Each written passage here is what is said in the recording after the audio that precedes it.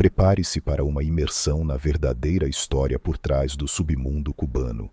Esqueça os clichês cinematográficos e as narrativas fantasiosas de Scarface, ou as lendas de traficantes dos anos 80 que quase afogaram Miami em sangue. A realidade é muito mais complexa e fascinante. Hoje, você descobrirá a saga de um homem cujo império criminoso superou qualquer roteiro de Hollywood. Um indivíduo conhecido como o padrinho da criminalidade cubana. Seu poder estendia-se das loterias clandestinas às mais altas esferas políticas, e seu nome era suficiente para fazer tremer até os mafiosos mais implacáveis. O nome de José Miguel Batlle e sua corporation é desconhecido para a maioria, mas a eles pertencia o verdadeiro título de máfia cubana. Iniciando sua jornada em Nova York com uma modesta loteria clandestina, conhecida nos Estados Unidos como o Jogo de Números, Batlle conseguiu erguer uma grandiosa estrutura criminosa. Sua organização, que contava com até 2.500 participantes, movimentava milhões de dólares semanalmente, competia com sucesso com a poderosa máfia italiana e até construía cassinos na América Latina. Na hierarquia do mundo do crime cubano, a Corporation desfrutava de uma autoridade incontestável, superando até os famosos traficantes de substâncias proibidas, cujos nomes ecoavam em Miami. Se você está pronto para desvendar a história da banda cubana mais influente na história dos Estados Unidos, aperte os cintos. Nossa história de hoje começa na pequena cidade cubana de El Songo, onde no ano de 1929 nasceu Miguel Batlle. Lá, ele completou sua educação escolar e, aos 19 anos, alistou-se na Polícia Nacional. Após 1 ano e meio, foi transferido para Havana, onde se tornou investigador em uma unidade que lidava com jogos de azar. A polícia de Havana daquela época, em sua maioria, era profundamente corrupta. Os guardiões da lei sustentavam suas famílias não com um salário modesto, mas graças a pagamentos regulares de bordéis, casas de jogo, clubes noturnos e outros locais de entretenimento. Eles pagavam, e assim podiam trabalhar tranquilamente. Batlle, ao contrário dos heróis policiais de Hollywood, não tentou mudar o sistema. Pelo contrário, inseriu-se nele com grande sucesso. Em um par de anos, passou de coletor de propinas de pequenos estabelecimentos para seu superior, direto à pessoa que entregava vultosos pagamentos de luxuosos cassinos diretamente ao palácio do presidente Batista. Essa posição obrigava José Miguel a frequentar os altos círculos do crime organizado, onde conseguiu estabelecer contatos úteis. Assim, fez amizade com o então proprietário do luxuoso clube noturno Tropicana, Martin Fox, que havia feito carreira com a Bolita. Para quem não sabe, a Bolita é uma loteria clandestina, análoga aos jogos de números americanos, que se tornaram populares nos Estados Unidos no início do século XX. Falaremos mais detalhadamente sobre ela adiante. Fox, por sua vez, apresentou Batlle ao chefe da máfia de Tampa, Santo Traficante Júnior, para quem José Miguel começou a trabalhar, compartilhando informações valiosas dos boletins policiais.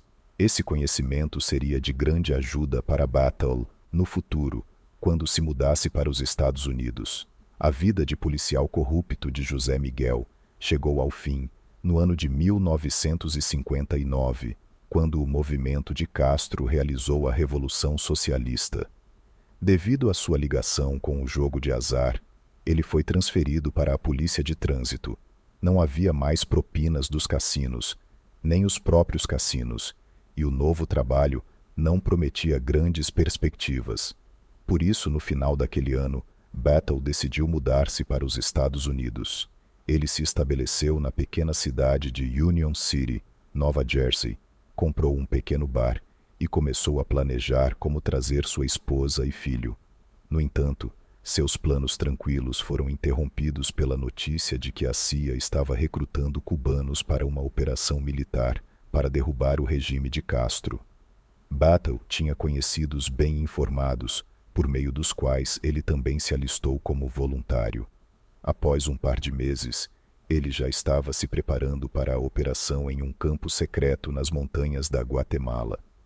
O que eles estavam preparando seria mais tarde chamado de Batalha da Baía dos Porcos e se tornaria uma das derrotas militares mais vergonhosas na história dos Estados Unidos.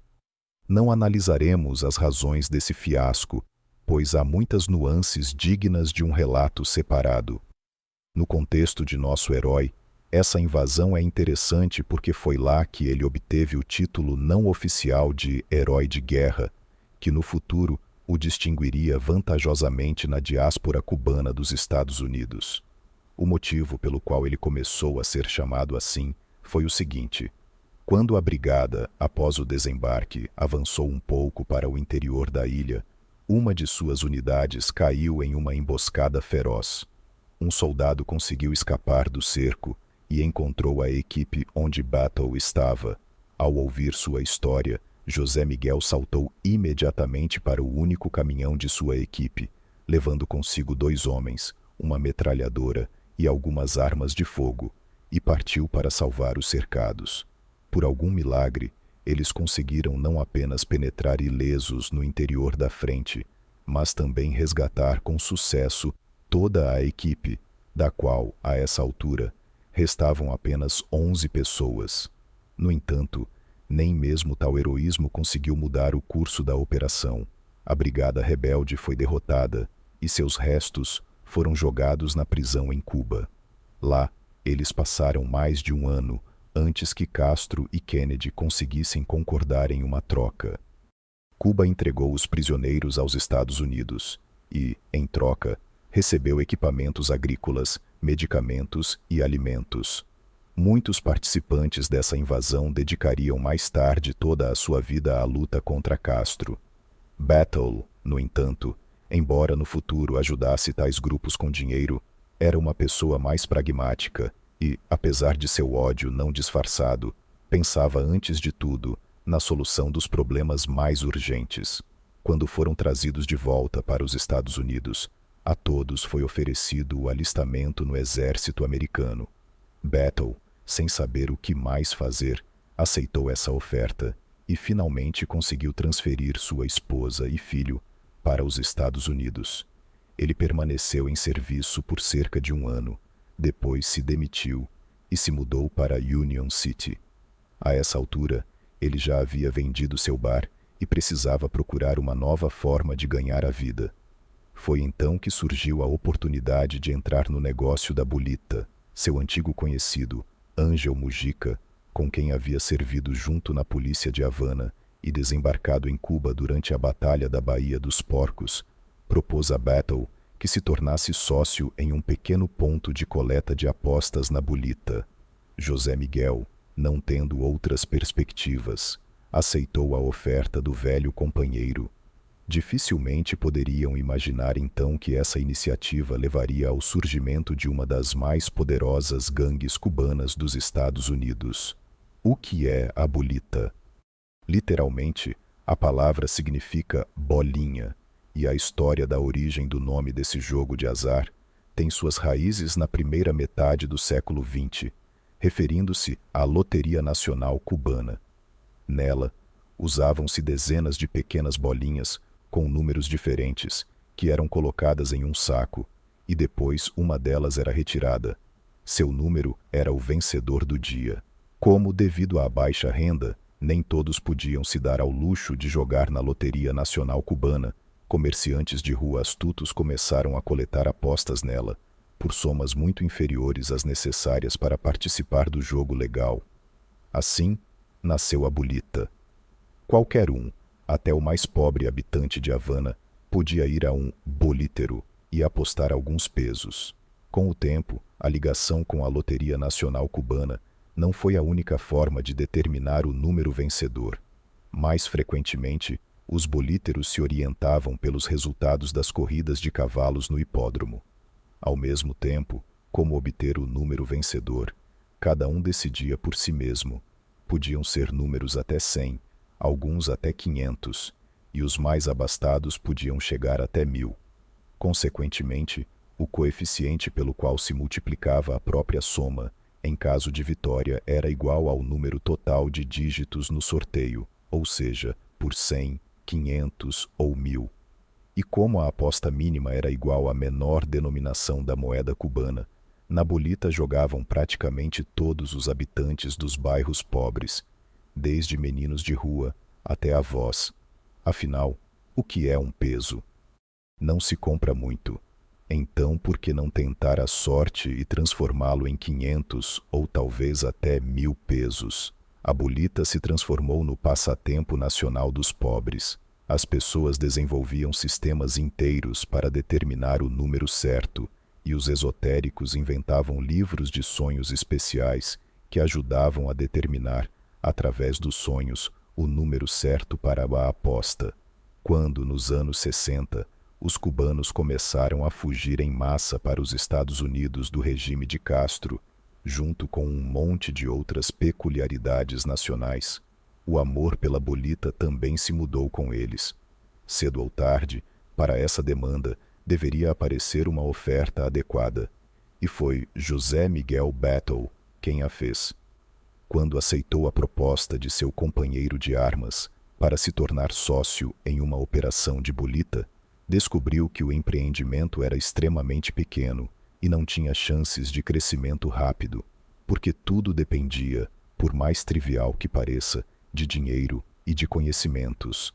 Em primeiro lugar, eram necessários contatos com a polícia e com os políticos para evitar batidas constantes em caso de expansão, e em segundo lugar, eram necessários fundos para cobrir os pagamentos, porque quanto mais pessoas apostam, maiores as chances de que o número vencedor exija um valor de pagamento muito elevado.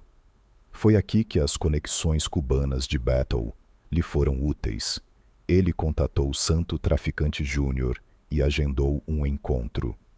Nele, explicou ao mafioso que queria construir uma grande empresa de bolita nos enclaves cubanos no centro de Union City, mas para isso precisava da ajuda da Cosa Nostra. Batlle propôs pagar uma porcentagem mensal de seus lucros, e em troca queria proteção das autoridades e ajuda para cobrir os pagamentos particularmente grandes. Santo Traficante prometeu que falaria com os chefes locais, mas a decisão, de qualquer forma, seria deles. Depois disso, Batlle teve 2 encontros. Um com Sam de Cavalcante em Nova Jersey, que então liderava a família local, e outro em Nova York com um representante da família genovese, Anthony Salerno. Santo Traficante esteve presente em ambos os encontros e ajudou Batlle a concordar com eles em uma colaboração. Assim foi lançada a base da Corporation. Obtendo o apoio da máfia, a organização de Batlle começou a crescer a olhos vistos. Digo organização de Batlle, porque seu sócio, que havia convidado José Miguel para o negócio, não aguentou a pressão e gradualmente se afastou, e depois de um tempo se retirou completamente da atividade. Batlle, por sua vez, em um par de anos, construiu uma imponente operação de bolita, estendida nos bairros cubanos de Nova York e Union City. O sistema era estruturado como em uma verdadeira empresa legal. No topo estava Batlle. Abaixo dele estavam os banqueiros, pessoas que gerenciavam um ou mais pontos de coleta de apostas. Os banqueiros tinham, por sua vez, muitos subordinados. Em primeiro lugar, havia a ramificação que cuidava da coleta das apostas. Dela faziam parte os corredores, aqueles que diretamente coletavam as apostas na rua, e os chamados homens do escritório, pessoas que ficavam em apartamentos especiais, onde os corredores levavam as apostas e o dinheiro arrecadado. Em segundo lugar, à parte estavam os contadores, que mantinham a contabilidade de todas as finanças da organização e distribuíam os pagamentos, desde os salários dos membros da gangue até as propinas a políticos e policiais. Em terceiro lugar, havia o bloco armado. Esses rapazes eram responsáveis pela segurança, eliminavam aqueles que decidiam trapacear a organização, lidavam com os roubos aos corredores vigiavam os escritórios e, acima de tudo, eram responsáveis pela transferência do dinheiro dos escritórios para os contadores nos esconderijos. Todo esse complexo sistema rendia a seus proprietários cerca de $50.000 por dia. Toda essa soma ia para os bolsos de Battle?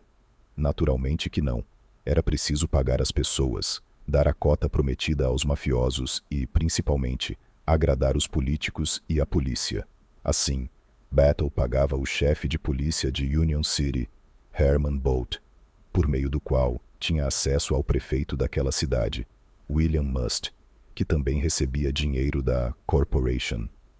Tais conhecimentos faziam de José Miguel uma pessoa muito influente naquela pequena cidade, e mais tarde ele se aprofundaria ainda mais na política local, ajudando várias pessoas a conseguir seus cargos.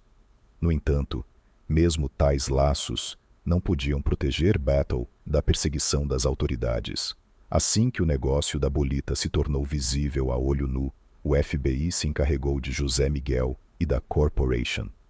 Eles desenvolveram o caso por cerca de 4 anos e, no ano de 1970, finalmente o entregaram à promotoria. Chegou ao tribunal em julho do mesmo ano.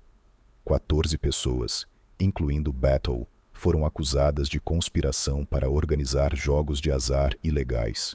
José Miguel saiu sob fiança e fugiu para a Espanha. Não se sabe o que ele pensava então, mas Battle não permaneceu lá por muito tempo. No final, ao retornar aos Estados Unidos, esse adiamento da condenação lhe custou também uma acusação de fuga. No entanto, ele teve uma sorte incrível. A Lei Rico foi adotada apenas alguns meses depois que o promotor formulou suas acusações. Assim, no total, a José Miguel não ameaçavam mais de 6 a 7 anos.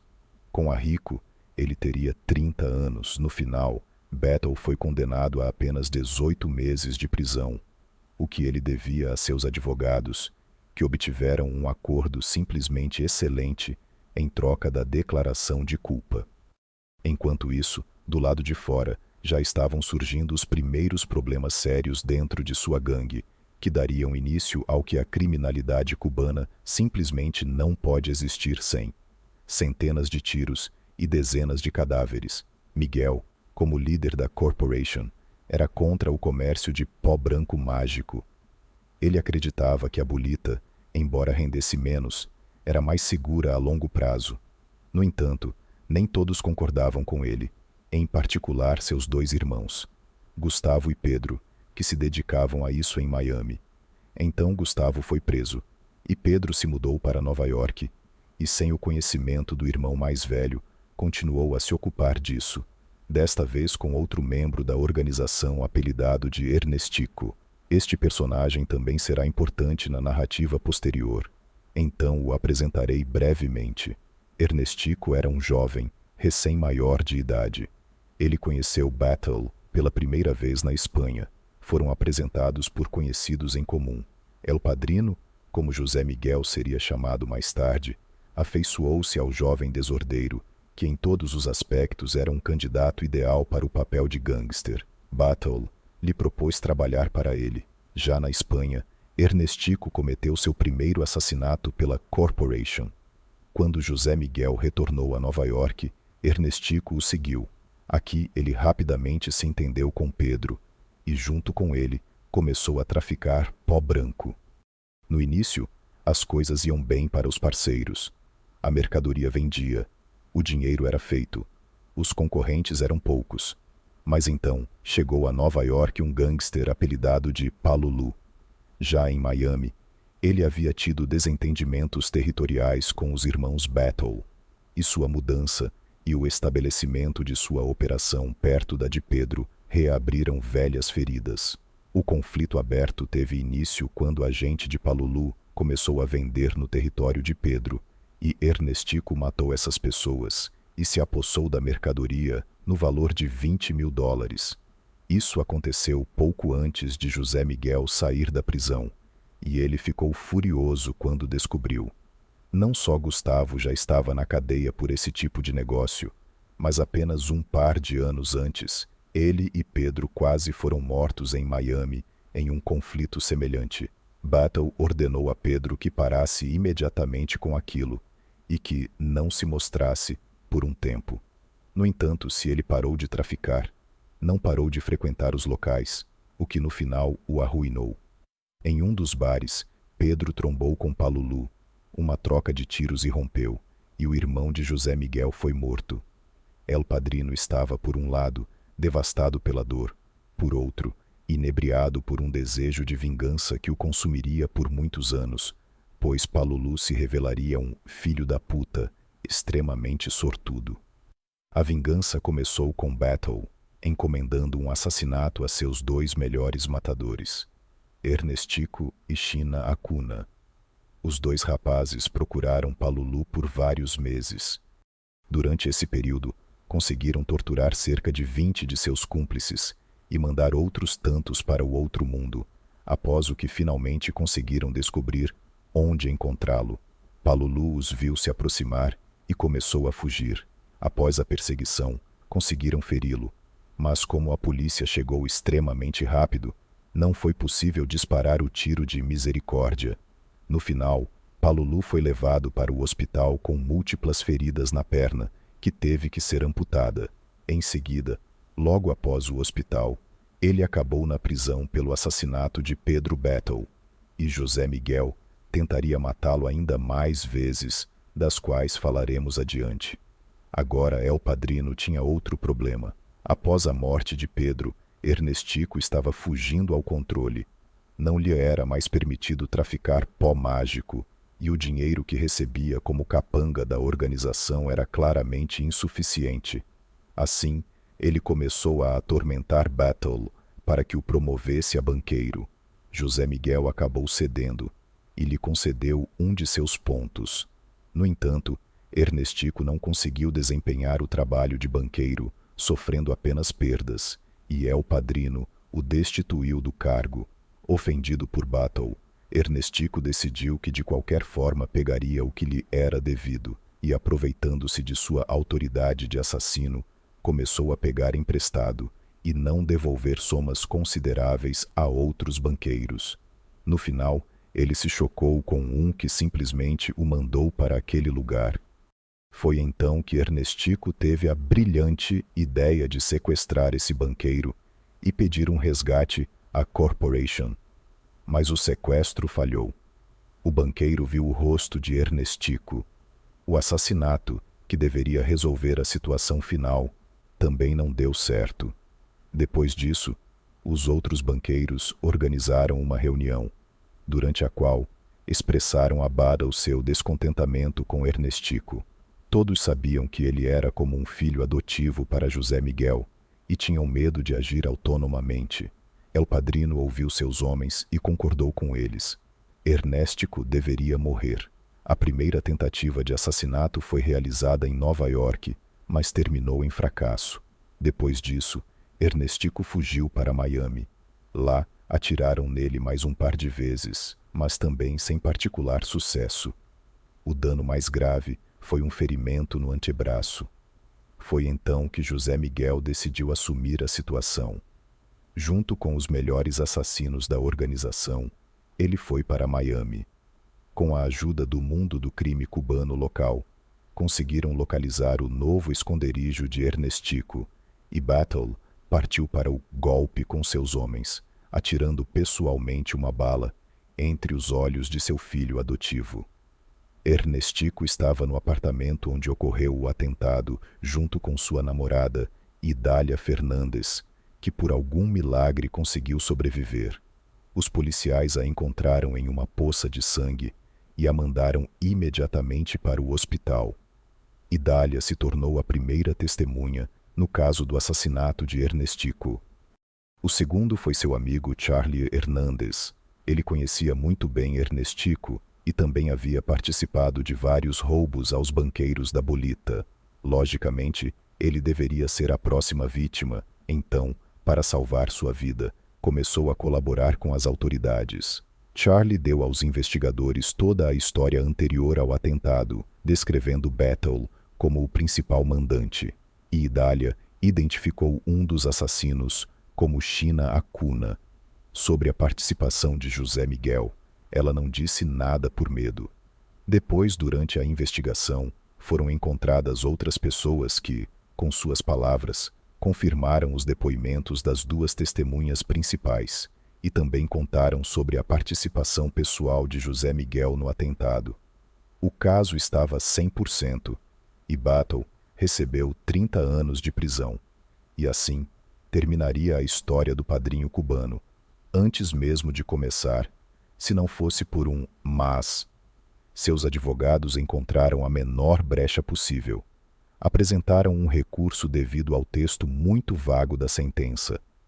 Para entender, estava escrito assim: o acusado conspirou com China Acuna ou com outras pessoas desconhecidas. Essa formulação era muito ambígua.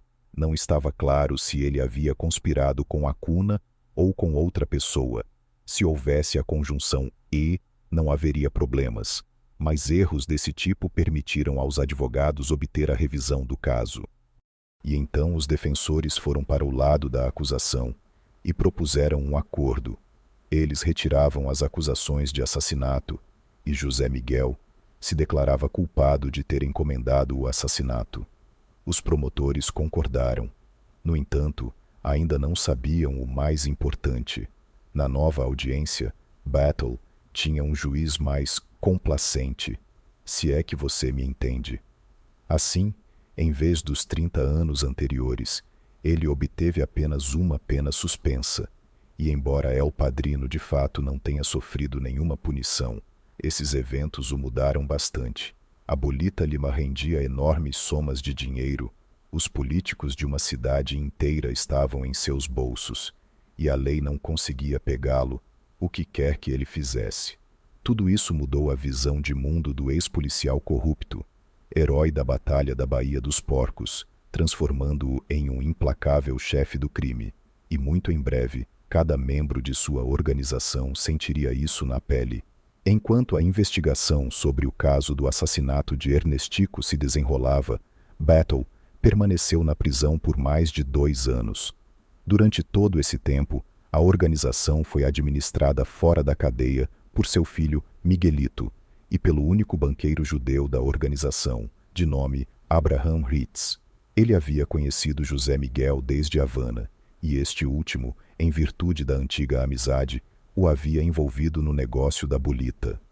Ritz se mostrou um excelente gerente, excepcional em finanças, por isso, quando Battle foi aprisionado, pediu a Abraham que ajudasse Miguelito na gestão da Corporation. E apesar da diferença de idade de quase 20 anos, os dois homens se entendiam perfeitamente. Ambos visavam levar a organização da rua para o setor legal. Foi nesse período que começaram a criação de uma rede de empresas legais, concentradas no comércio e na produção de vestuário. Essas empresas se tornaram o último elo, onde o dinheiro da bolita se transformava em rendimentos legais. Todo o sistema funcionava assim. O dinheiro proveniente da bolita era investido em sociedades fictícias, abertas em nome de terceiros em algum lugar no Panamá ou nas Antilhas. E essas empresas, por sua vez, emprestavam dinheiro às empresas legais de Battle e Ritz, que estavam localizadas nos Estados Unidos. Então o dinheiro passava pelas empresas legais e emergia limpo como um cristal. A dívida para com as sociedades fictícias, naturalmente, era devolvida apenas no papel. No entanto, se a dupla lidava com sucesso com as finanças, a autoridade da Corporation nas ruas começou a ser questionada. Aumentaram os roubos aos corredores, os furtos internos e as traições dos membros da organização, e Miguelito muitas vezes simplesmente fazia vista grossa, e como cereja do bolo, um dos banqueiros decidiu até se separar. Um rapaz de nome Selênio Dávila se declarou banqueiro independente e foi trabalhar sob a proteção da família mafiosa Lucchesi. Pouco depois, sua organização tomaria o nome de La Companhia e se tornaria a segunda força no mundo do crime cubano de Nova York. Quando Battle saiu, não ficou nada satisfeito com o que viu. A construção de um sistema de lavagem de dinheiro era boa, mas El Padrino não estava menos preocupado com o que se dizia da corporation nas ruas. Por isso decidiu reconquistar a reputação que tinha antes de sua prisão, porque naquele período, além de Ernéstico, outros rapazes que de alguma forma haviam atrapalhado a organização foram mortos, o que incutia respeito baseado no medo, e este havia diminuído consideravelmente nos últimos 2 anos de sua ausência. José Miguel começou aumentando o bloco armado da organização, que foi liderado pelo assassino Conrado Pons, conhecido como Lalo, e então começou a lhe confiar missões punitivas, destinadas a restaurar a autoridade da Corporation. Nos primeiros 3 anos de existência da equipe de Lalo, pelo menos 20 pessoas foram mortas. Todos aqueles que antes haviam roubado a Corporation, ou ousado traí-la, receberam sua vingança. Todos aqueles que por algum motivo não haviam aprendido a lição, a julgar pelos traidores anteriores, seguiram o mesmo caminho. Esse poder inebriava Battle. Sem dúvida. Eram os anos 80, sua organização, por quase 20 anos, rendia ininterruptamente milhões de dólares, e seu número total havia ultrapassado os 2.000 membros. Em seus bolsos estavam políticos e polícia, e com uma única ligação, seus assassinos podiam eliminar uma pessoa. No entanto, o homem é uma criatura muito estranha, atingindo aparentemente tudo o que havia sonhado no início de seu caminho. Ele ainda queria mais, e no contexto dos gangsters, baseando-se em cerca de 20 biografias que já contei, essa ânsia por mais vai mais frequentemente em 2 direções: ou o aumento da riqueza, ou o aumento do poder. José Miguel estava mais preocupado com o segundo. Quanto mais ele estava no comando da Corporation, menos tolerava a desobediência alheia, o que começava a trazer consequências desagradáveis. Mesmo os membros mais antigos e leais da organização podiam acabar na mira. O exemplo mais claro é o assassinato de Ángel Mujica, aquele que havia introduzido Battle no negócio da bolita. Mujica se retirou da atividade no final dos anos 80, recebendo $300 mil por seus pontos. Depois foi para a Espanha, tentou iniciar um negócio legal, mas falhou, perdendo todas as suas economias. Então Mujica voltou a Nova York e abriu um pequeno ponto de bolita. Ángel entendeu que teria que trabalhar no território de Battle, e para evitar desentendimentos, foi até o velho amigo pedir permissão para voltar aos negócios. Nos encontros, José Miguel foi extremamente cordial e convenceu Mujica de que ele podia continuar aceitando apostas. Mas assim que ele se foi, Battle disse a seus homens que havia aberto um contrato para o assassinato de Mujica. El Padrino estava ofendido pelo fato de Ángel ter primeiro aberto o ponto e só depois ter vindo pedir permissão. Ele considerou isso um golpe em sua autoridade e matou seu velho amigo. Um destino semelhante atingiu também pelo menos outras 5 pessoas com quem Battle havia começado. Eles pensavam que tinham direito a uma indulgência, enquanto ele acreditava que tais pensamentos eram um desafio à sua supremacia. O desejo de aumentar o poder refletia-se também fora da organização. Em Nova York, a Corporation tinha que compartilhar o território com diversos grupos criminosos. De um lado, estava La Companhia, sob a liderança de Selênio Dávila, e do outro, a Cosa Nostra, que geria o jogo de números, uma loteria clandestina praticamente idêntica à bolita. Para evitar disputas territoriais entre essas organizações, um sistema foi desenvolvido segundo o qual um participante do acordo não podia abrir seu ponto de aposta dentro de um certo raio do de outro participante. Essa regra foi escrupulosamente respeitada até o ano de 1982, quando a polícia fechou um dos pontos de coleta de apostas de La Companhia. Formalmente, aquela área tornou-se livre, e a Corporation se instalou ali, mas La Companhia não pensava assim e reabriu seu ponto. Assim, 2 escritórios de coleta de apostas ficaram praticamente próximos, o que levou inevitavelmente a desentendimentos.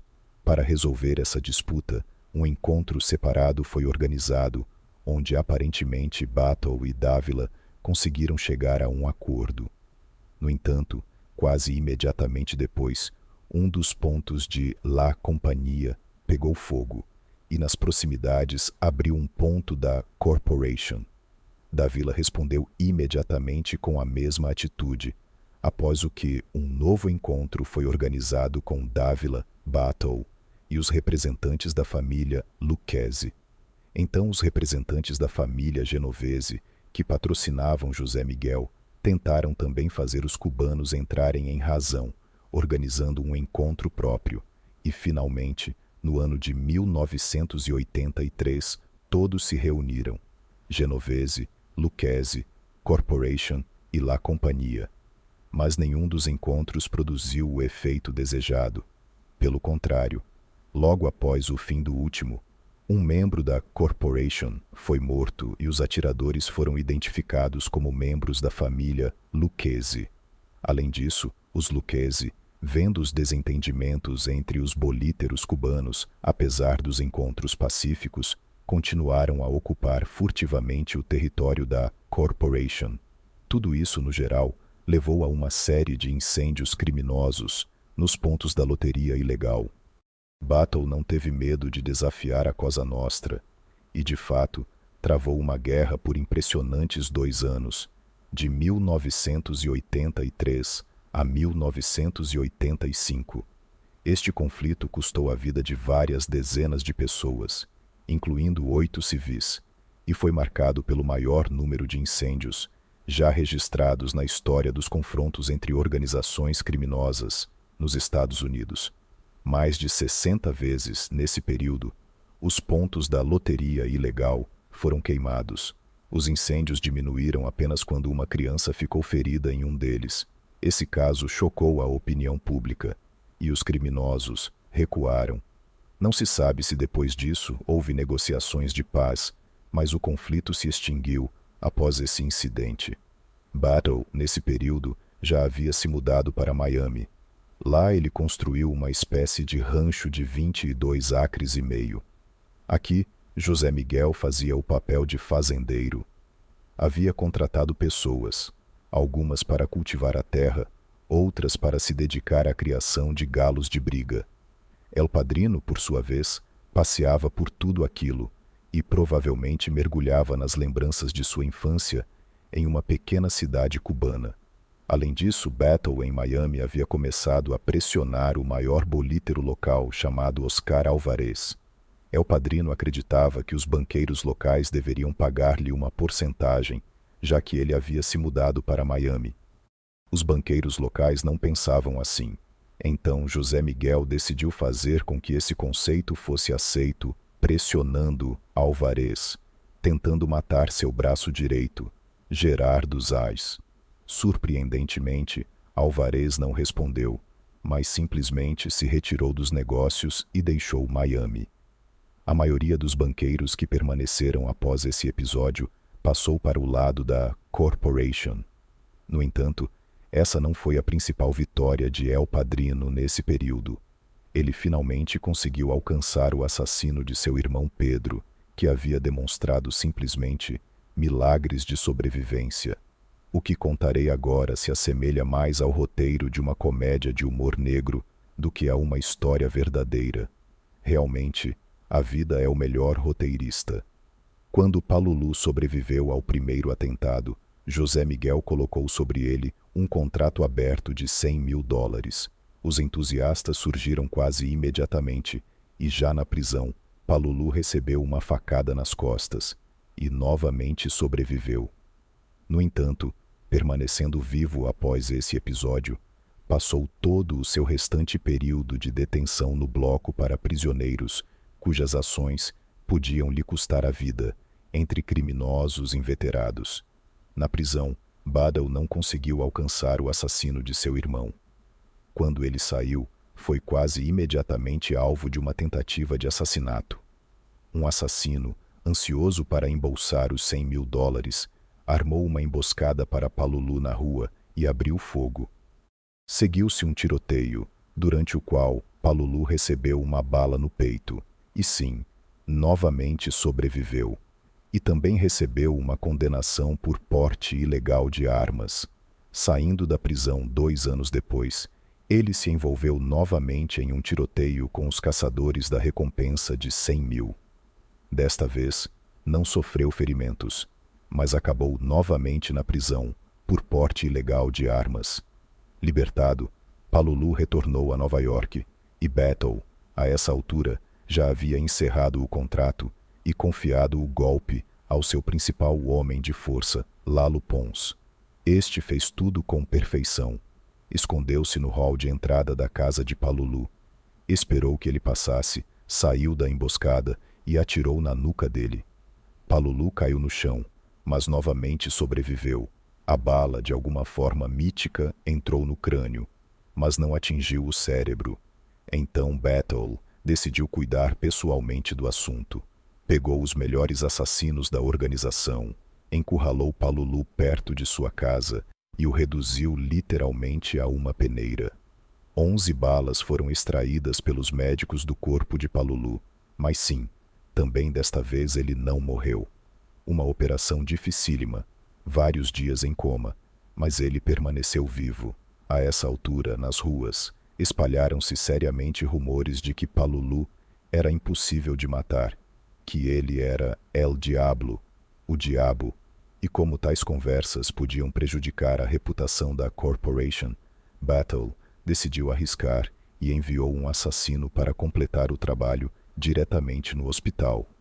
Introduzindo-se no quarto, o assassino atirou em Palulu a queima-roupa vários projéteis, um par na região do coração e um par na cabeça, e desta vez, nenhum milagre pôde salvar Palulu. Pedro Battle havia sido vingado, e José Miguel, depois disso, organizou uma festa em Miami que durou quase uma semana. Ele, junto com os membros mais próximos da organização, embriagava-se e se entregava aos prazeres da carne, declarando que agora seu irmão podia dormir tranquilo. No entanto, este foi provavelmente o único motivo de alegria. Pelo resto do tempo, Battle estava extremamente tenso. Quando partiu para Miami, deixou seu genro Nemarque no comando da organização. Fez isso não apenas para desfrutar da luxuosa casa, sem as questões urgentes do negócio, mas também para se afastar da guerra então em curso com a máfia. Pois o conflito com a máfia, a infinita série de assassinatos no mundo do crime cubano e as operações de bolita cada vez mais visíveis forçavam as autoridades a reconsiderar suas posições sobre a questão da criminalidade cubana. E Battle, sendo a parte mais evidente desse mundo, atraía a máxima atenção. De fato, foi por isso que ele partiu, para desempenhar o papel de criminoso aposentado. No entanto, logo após o ataque a Alvarez, as autoridades receberam informações de informantes de que Battle continuava sua atividade. Essa informação chegou muito cedo a El Padrino. Estava claro que a tentativa de escapar dos radares havia falhado, e era preciso bocar outra coisa. No final, esse outro tornou-se o projeto do primeiro cassino no Peru, e a transferência para lá.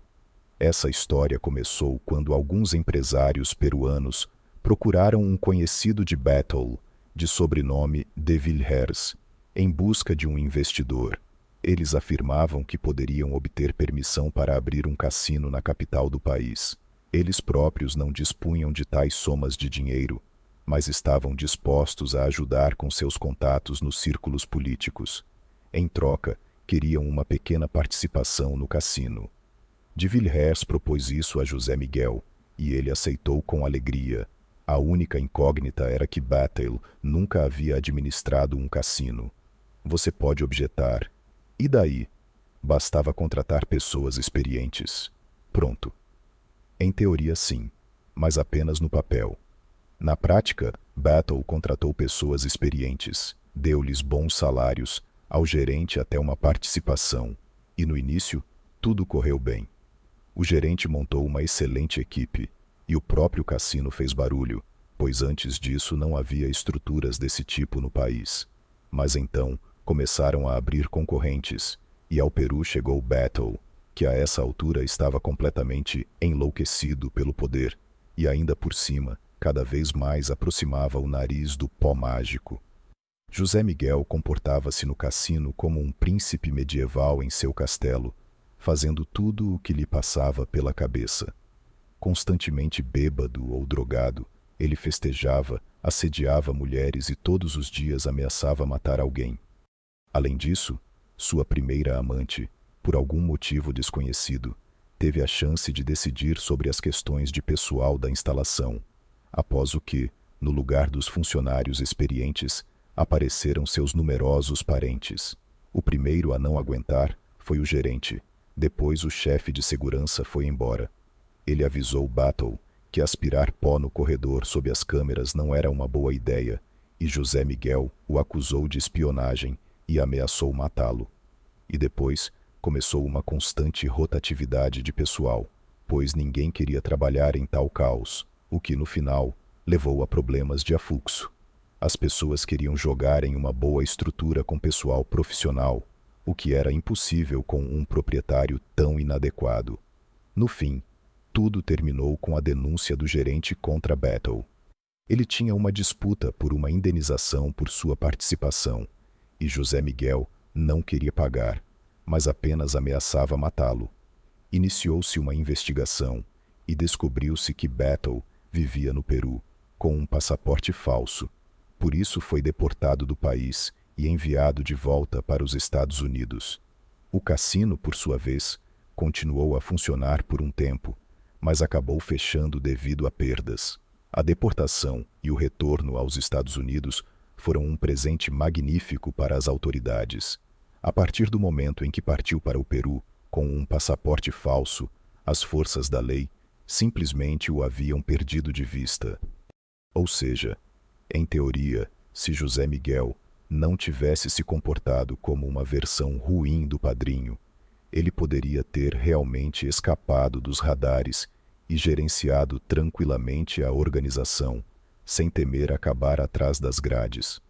Agora que havia sido trazido de volta aos Estados Unidos, a possibilidade de ir parar na prisão novamente aumentou exponencialmente, pois as autoridades há muito tempo tentavam isso e não tinham intenção de parar, e algumas vezes estiveram até muito perto de conseguir. No início, quase capturaram Battle por um assassinato encomendado. Interceptaram uma ligação de um de seus subordinados que combinava com outra pessoa um golpe, e então começaram a grampear os telefones de José Miguel, esperando que esse subordinado ligasse para relatar os resultados do negócio. Tudo falhou literalmente a poucos passos do resultado. El Padrino de alguma forma soube das escutas e parou de falar sobre negócios ao telefone. Muito provavelmente, Battle tinha um homem seu no grupo de investigação, pois depois, por várias vezes, repetiu-se um cenário semelhante, quando José Miguel, a poucos passos de sua acusação, cessava todas as ações que podiam indicar sua culpa. Outra forma de incriminar Battle eram as tentativas de fazer seus assassinos falarem. Alguém do bloco armado da Corporation constantemente acabava na prisão, mas nenhum deles queria colaborar. José Miguel cuidava muito bem de seus assassinos. Enquanto estavam na prisão, suas famílias não passavam necessidade de nada, assim como eles próprios, recebendo constantes transferências para suas contas carcerárias. Os banqueiros da bolita também calavam a boca. De tempos em tempos, eram presos, ora por jogo de azar ilegal, ora por lavagem de dinheiro ou evasão fiscal, mas nenhum deles, nem mesmo admitindo a própria culpa, dizia uma palavra sobre El Padrino. Todos sabiam como isso poderia acabar, e ninguém queria repetir o destino de Idália Fernandes, testemunha no caso Ernestico, encontrada morta no chão de seu apartamento. Por isso, quando Battle foi deportado do Peru por entrada com documentos falsos, as autoridades pularam de alegria. A falsificação de documentos era um crime federal, e esta era uma excelente oportunidade para de alguma forma prender José Miguel. Um par de meses após seu retorno e todas as nuances burocráticas, a polícia obteve um mandado de prisão para Battle e também um mandado de busca para sua luxuosa casa em Miami. Lá, as forças da lei encontraram, entre outras coisas, um rifle e uma pistola carregados, para os quais não havia permissão, e também confirmações indiretas de que José Miguel era um dos financiadores das formações radicais anticastristas. Este último fato não influenciaria de forma alguma seu destino, mas era um bom indicador de que ele nunca havia se resignado à perda de sua pátria. Pela acusação de falsificação de passaporte, os advogados conseguiram para Battle uma pena suspensa em troca de uma declaração de culpa. Mas o caso de posse ilegal de armas foi a julgamento, onde José Miguel recebeu 18 meses de prisão. Ele foi libertado em março de 1999. À primeira vista, El Padrino naquela época parecia um senhor de 70 anos com problemas de saúde. No entanto, na Corporation, ele ainda permanecia um líder incontestável. Para os novos e jovens membros da organização, era praticamente uma lenda, um homem que havia construído do zero um negócio ilegal que rendia $1 milhão por semana e que, em toda a sua carreira, não havia cumprido nem 10 anos, escapando constantemente de uma punição equivalente às suas ações. Isso até o ano de 2005, quando as forças da lei o prenderam pelo caso Rico. Para a Corporation, eles tinham testemunhas que podiam confirmar a ligação de Battle com uma série de incêndios criminosos nos pontos da loteria ilegal. Tinham como testemunha Vincent Cafaro, um homem que era o contato da Corporation com Tony Salerno e a família Genovese, e que podia confirmar a existência de uma conspiração com o objetivo de organizar jogos de azar ilegais com um faturamento de milhões.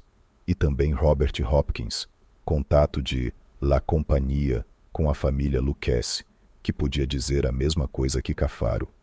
Além disso, as autoridades ligaram alguns casos de lavagem de dinheiro por parte dos membros da Corporation e descobriram também o sistema com que Miguelito e Hitz levavam o dinheiro da bolita para o setor legal e, naturalmente, não faltou o cassino. As forças da lei conseguiram demonstrar que era usado para lavar dinheiro que era levado para lá em dinheiro dos Estados Unidos. No total, em 2006, mais de 20 pessoas, incluindo José Miguel Battle, deveriam comparecer ao tribunal por esse caso, mas apenas 9 chegaram ao julgamento. Alguns se declararam culpados antecipadamente, outros até passaram para o lado das testemunhas. O processo em si durou 6 meses. El Padrino se declarou culpado após 2 meses de investigações e recebeu 20 anos de prisão. Seu filho Miguelito recebeu 15 anos de prisão. Abraham Hitz primeiro se rebelou e se tornou testemunha. Depois, não tendo recebido a clemência devida, foram-lhe dados os mesmos 15 anos. Suicidou-se. José Miguel, após o processo, devido ao agravamento de suas condições de saúde, obteve permissão para se tratar em um hospital estrangeiro. A Colômbia aceitou recebê-lo, onde passou seus últimos anos.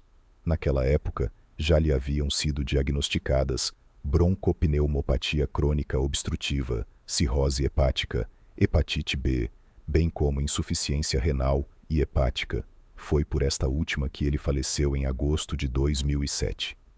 Após sua morte e a prisão dos líderes da gangue, a Corporation perdeu sua autoridade anterior. Atualmente não há provas de que sejam uma força séria no mundo do crime dos Estados Unidos.